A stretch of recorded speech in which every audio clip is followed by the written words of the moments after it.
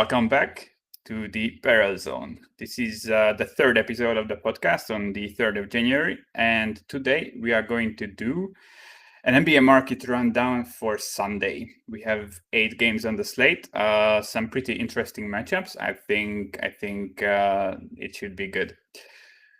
We had some mic issues yesterday. Hopefully it's all fixed by now and you can hear me loud and clear. If not, then please drop a comment and we'll fix it on the fly. All right, I'll put the odds screen up. And we will start to get into the games.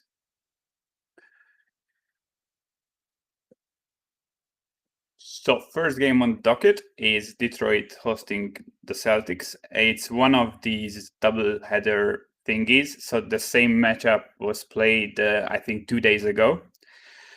Couple of notes from that game. It closed Celtics minus 8.5, and they lost a pretty close game. They've got out rebounded, but I think the most important thing to note is they've been shooting below 27% from the 3-point range. So I mean, it's kind of bad variance. Boston they haven't been playing good, but they won't shoot this bad on all days of the week. So I think the line here, what we can see on a couple of soft books, Boston minus 7.5. This should go to 8 and 8.5. I don't think anyone will give the Pistons any credit of this win. It was a bad shooting night for Boston, and I mean they are just a very good team. If someone is, as I said 2 days ago, I think if someone is capable of blowing out Detroit by 20, it's the Celtics. One thing to note here, Blake Griffin is questionable. He was out in the first game. He's averaging 20 points and 6 rebounds through the 2 games where he was fully healthy. So that's something to note. I mean, he's worth at least one point to the spread.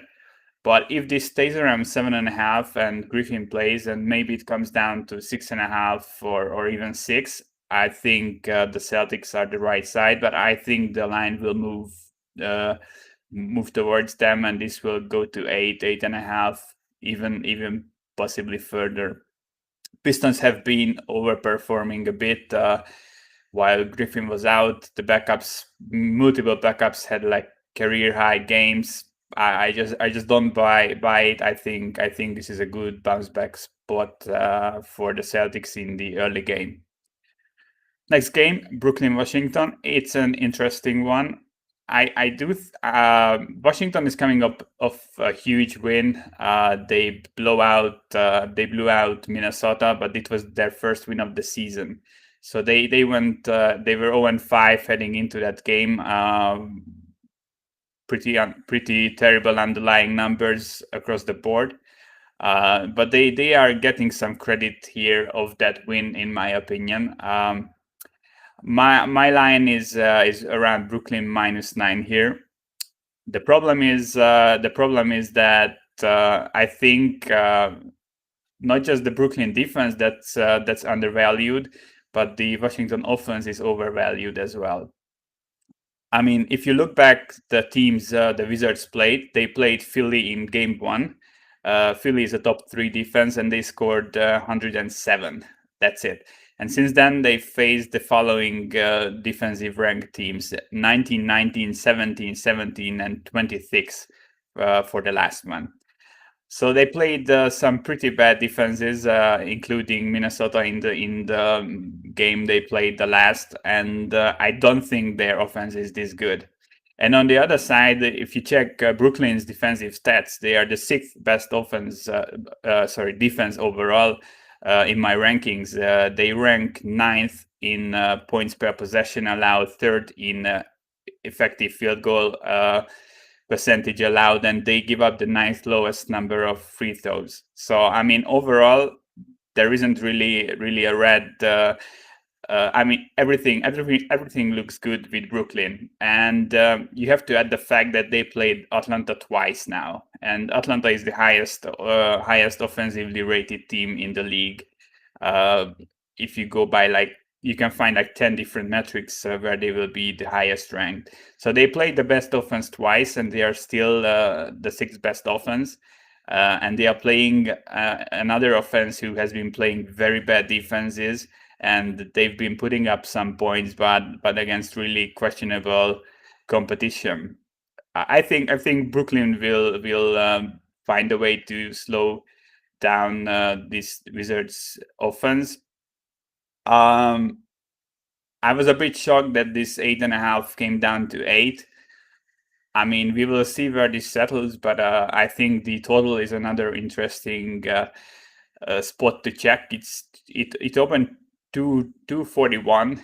It's now down to 238. But I mean, that's that the Washington team needs to score hell of a lot of points to go over this, and I'm not sure they will be able to do that, especially if Brooklyn just I mean, they go up 20 and they just we all know what happens when teams go up 20 these days. The other team will just pull the starters and everyone will just rest. So yeah, 240 is a tough ask in my opinion, and I don't really believe in this Wizards team, and Brooklyn has been looking pretty good on both sides of the ball so far. Next game, Grizzlies Lakers. It's an 11-point spread. The game was pulled because James is again tagged as questionable. The thing is, I think is this line is correct. This isn't too high. My raw power numbers put this around Lakers -6 with Morant playing, and I think he could be one of those guys who is worth about 5 points. I mean, and anyone else on his team is just not a strong player. He's the primary scorer, the ball handler. Without him, they look lost, and it's a very low total, 222. So no one is really expecting Memphis to put up much. And the Lakers have been playing amazing on both sides of the ball. They had some trouble in earlier games with the rotation, but I think it's falling into its place, and yeah, the team looks really amazing. They are the rightful favorites to win this all. And yeah, I don't think this 11 is too much. One more thing, you have to monitor James. He is always tagged questionable. So far, he's been playing in these games, but I mean, the time will come where he will start sitting these out. And I mean, the team is really deep, so but he's still like worth a point or two. You cannot really lay over 10. I don't think so on the road. And especially not knowing how many minutes James will play and AD, or if James will play at all. But I think, yeah, it's one thing that you have to mention, that the market is kind of pricing Morant in correctly right now, in my opinion. Next game, Spurs hosting the Utah Jazz. It's another interesting one. I think these two teams are really similar. If you check any stat like offensively, defensively, they are very similar. They are doing very similar things. The Jazz are just a bit better. My raw power numbers put this around Utah -2.5, -3. But we have LaMarcus Aldridge, who is questionable. He hasn't been too good for the Spurs this year, but I don't think he is fully healthy, or he was healthy.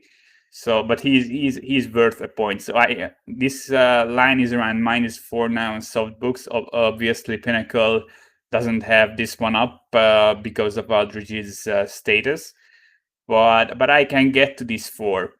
The thing to note, these are both top 10 defenses and average or slightly below average offensive. The big edge on the Utah side is that they are the number 1 rebounding team in the whole league, and the Spurs are just average. And the Utah squad also keeps the opponents to the sixth lowest field goal percentage and the 7th lowest points per game. So yeah, they are a bit better offense, a bit better defense, and I think the rebounding edge could be serious, especially if Aldridge is out. I mean, he was only averaging like 4 rebounds a game, but when healthy, he can chip in a bit more. So yeah, just follow this game. If Aldridge is in and this moves down a bit, I think Utah could be a fair look. I mean, it's just a 3-point spread, or maybe it will be even less. And I think the Jazz are rightful favorites, and they are the better team. Next game on the docket. This is a very interesting one. Minnesota hosting Denver. They are 8.5-point favorites. I mean, this number might be shocking, but especially that Denver will be without Michael Porter Jr., who is their second best player in my opinion, or third best diverse.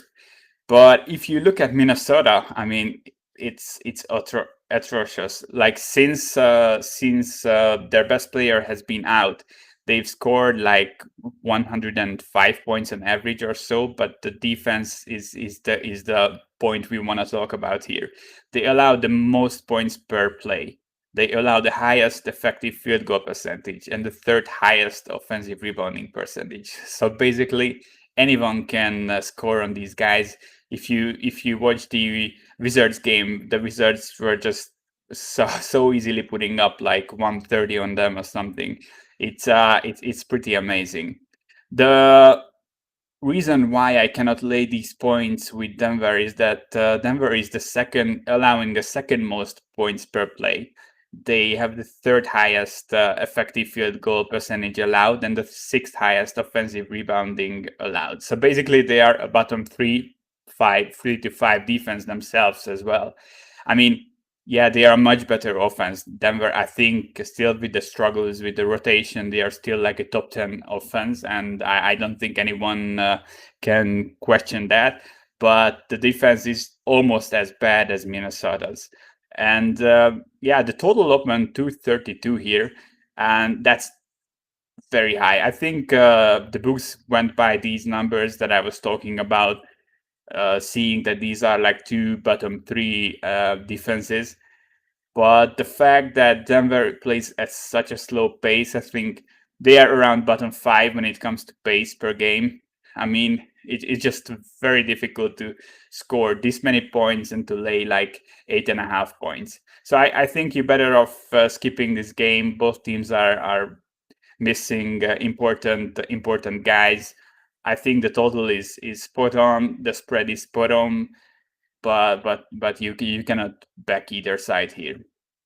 Next game is one where I have an edge, and I show an edge on Phoenix, but I won't be playing Phoenix. The thing is, I'm expecting some regression. They are a very good team. They look amazing so far. They are 5-1, and the only game they lost is one where they went down by 15 early against the Kings, and they just basically they tried to play their way back in, but they just fell a little short. But they are an amazing team right now, and they are top 8 offense. But I think where I expect the regression is the defensive side of the ball. They are right now at the moment the best defense in the game when it comes to defensive net adjusted net rating. They allow just 100 points per 100 possessions. That's like, I mean, that's not sustainable. Last year they were allowing 12 more points on average than this year. 12 more points, and I know, I mean, they've gotten a bit better through the off season, but 12 points is just yeah. So they will regress defensively. They've played well, but I think the Clippers are still the better team. This opened Clippers -1.5, and it's already up to 2.5, and Clippers money is coming in, and I do think that's the right side. I mean, LA played really good besides the Dallas game, obviously, and I think in a few weeks we will look back at this line and we will say, yeah, it was rightful that the Clippers are laying 2.5 points on the road. One thing just to mention that road teams are 40 and 37 so far this season. So, I mean, it's still like a very, very low sample size, but we cannot really talk about home field advantage so far in the NBA. So, yeah, I think I mean, I would have to play Phoenix if this gets like unrealistically high. Maybe if the money line hits like plus 150, something like that.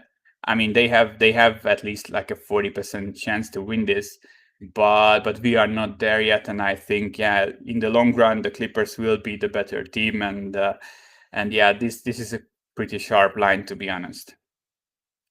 Next game is off the board almost everywhere. I think you can find Mavericks -5 on Bet365 right now. They are playing Chicago on the road, and the reason why this game is offline is Luka is questionable.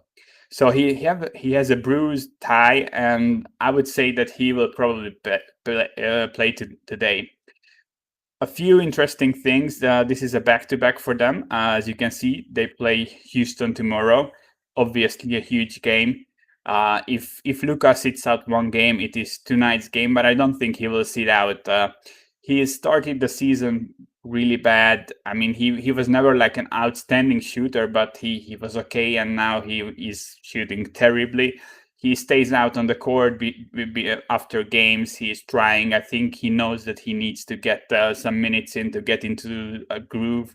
I do think he will play both today and tomorrow. And if he does play, this 5 is not enough. I mean, even if his minutes are somewhat cut back. One important thing is that Chicago is still without the COVID crew. They had 4 guys affected by COVID: Markkanen, Satoransky, Hutchinson, and someone else. Hutchison, sorry, no one there. So yeah, that crew is like worth at least a half a point, maybe even one. Laurie being a starter and one of the better scorers on this squad. So yeah, my raw numbers put this at Dallas -7, and I think that's the right number.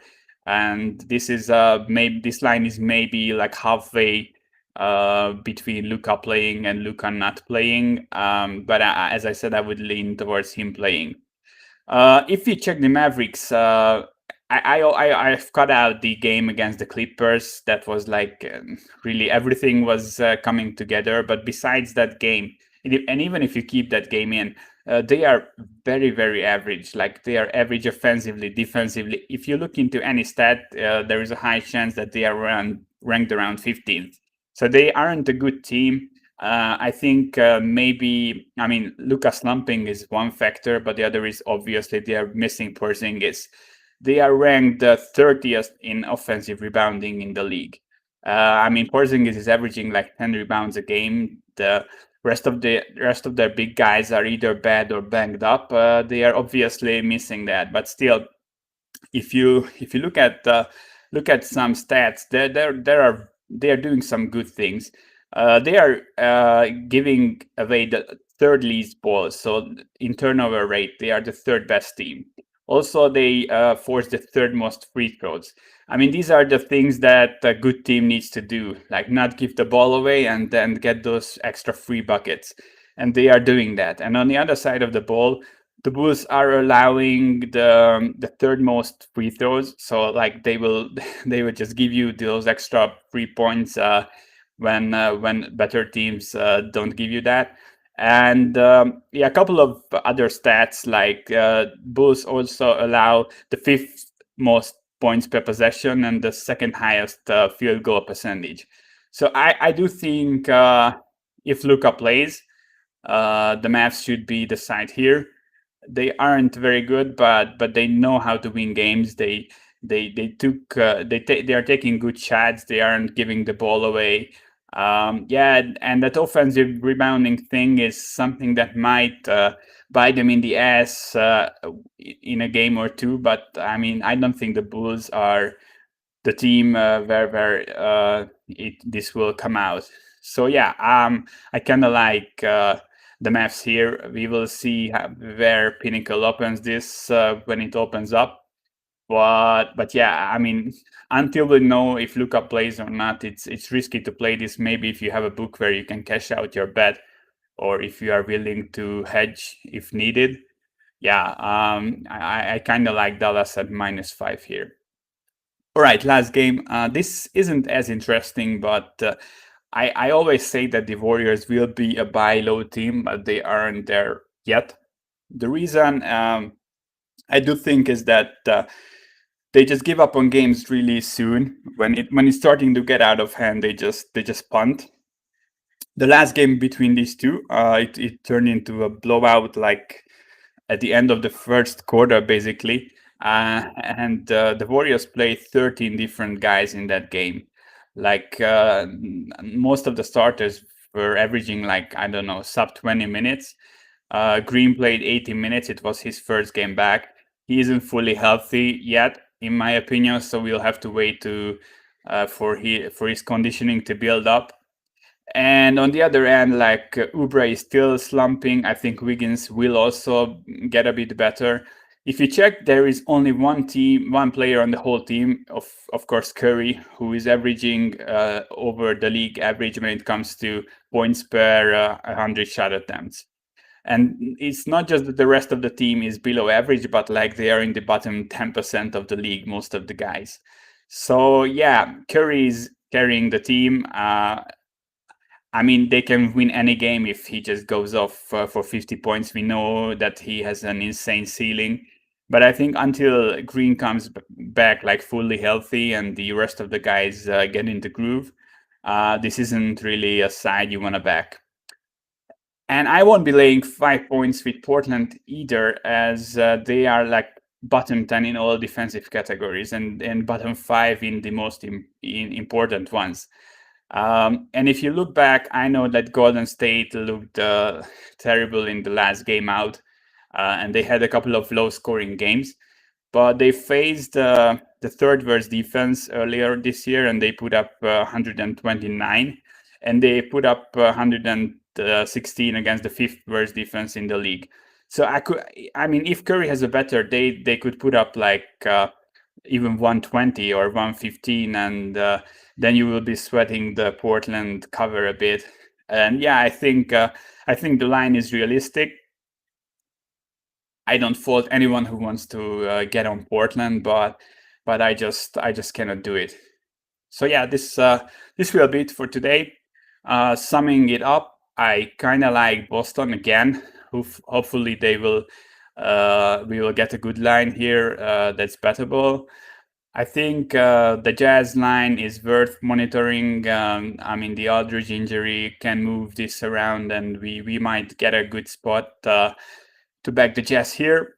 I like the Brooklyn Nets. I also think that total is a bit too high there, and not much in yes, of course, and the Mavericks, and the other games are just meh. We have tons of games tomorrow as well. I'll be back at the same time. Make sure to follow me on Twitter at the Barrel Zone, and if you wanna tell my plays and read my written analysis that I post on all the games every morning, you can go to patreon.com/thebarrelzone.